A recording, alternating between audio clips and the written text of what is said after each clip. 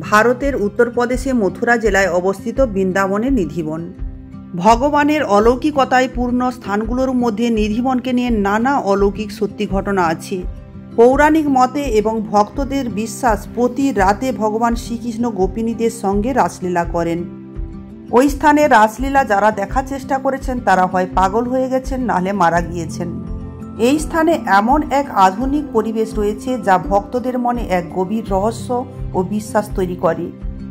সন্ধ্যা নামার সাথে সাথেই নিধিবনের রহস্য আরও গভীর হয়ে যায়। সূর্য ডোবার সাথে সাথেই এখানের গেট বন্ধ করে দেওয়া হয়, কোনো মানুষ প্রবেশ করতে পারে না, এমনকি পশু পাখিরাও বন ছেড়ে চলে যায়। এই জঙ্গলে একটা প্রাসাদও আছে যার নাম হলো রংমহল, যেখানে প্রতিদিন সন্ধ্যায় আজ ও মাখন ও চিনি রাখার ঐতিহ্য রয়েছে। এই রংমহলে একটা শোয়ার ঘরও রয়েছে।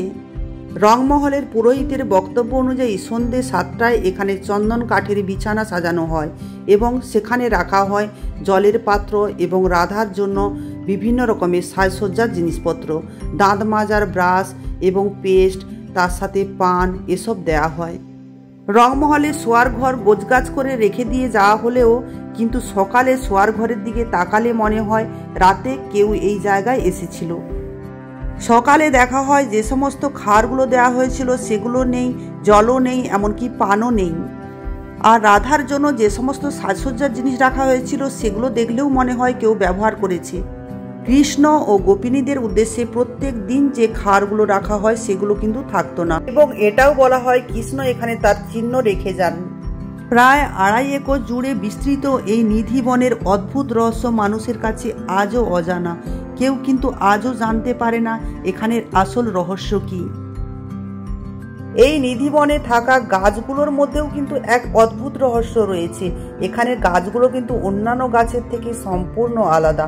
এখানের গাছের কাণ্ড একটাও সোজা হয় না, বাঁকা থাকে এবং শাখা প্রশাখাগুলো একে অপরকে জড়িয়ে থাকে।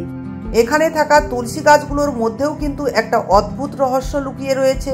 ছোট ছোট প্রত্যেকটা তুলসী গাছ কিন্তু জোড়ায় জোড়ায় থাকে। কথিত আছে রাতে যখন রাস শুরু হয় তখন নাকি এই প্রত্যেকটা তুলসী গাছ গোপগোপিনী হয়ে যায়। নিধিবনে থাকা প্রত্যেকটা গাছ যেন রাধাকৃষ্ণের দিব্য প্রেম এবং নিঃস্বার্থ ভক্তি এবং আধ্যাত্মিক মিলনের প্রতীক হিসাবে থেকে গিয়েছে।